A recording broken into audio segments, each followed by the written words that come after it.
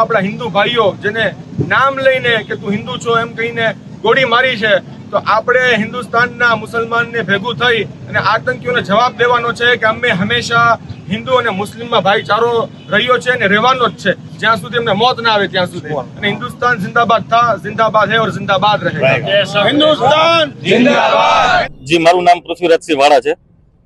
સૌથી પહેલા તો સમગ્ર ભારતના હિન્દુ સમાજે ગર્વ લેવો જોઈએ કે આપણા જ ભારતના એક મુસ્લિમ સમાજના યુવાન કે જે એકતા અને ભાઈચારાની ભાવના સાથે પોરબંદર કે જ્યાંથી ગાંધીજીની જે જન્મભૂમિ કહી શકાય પોરબંદરથી નીકળ્યા છે અને પોરબંદરથી પહેલગામ સુધી પોતાની પદયાત્રા કરવાના છે। પદયાત્રા દરમિયાન બાપુ આજે અમારા બજરંગવાડી વિસ્તાર જામનગર રોડ પર રાજકોટમાં પધાર્યા છે।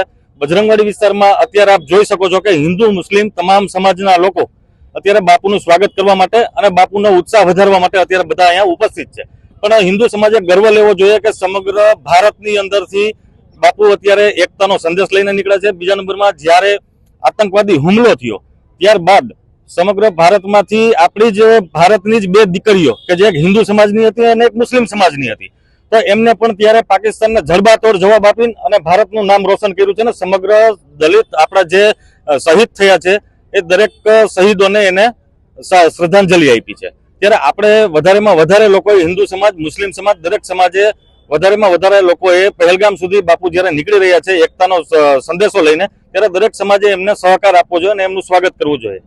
મેસેજ એક જ લઈને જઈ રહ્યો છું કે ભાઈ જે આતંકીઓએ આતંક મચાવ્યો છે આપણા દેશમાં આવીને અને ધર્મ પૂછીને ગોળી મારી છે, તો એમનો એક મોટો જવાબ દેવા જઈ રહ્યો છું કે હું મારા સમાજમાં અને અન્ય સમાજમાં એક ફંડ રેઝિંગ મુવમેન્ટ ચલાવી રહ્યો છું કે જે ફંડ રેઝ થશે એમાં આપણા જે લોકો શહીદ થયા છે ભારત દેશના એ લોકોને પરિવારને મદદ કરીને સૌથી મોટો આતંકનો વિરોધ કરીશ। વિચાર ચોક્કસ બધા ભારતીયોને આવ્યો જ હશે પણ મેં પહેલ કરી છે।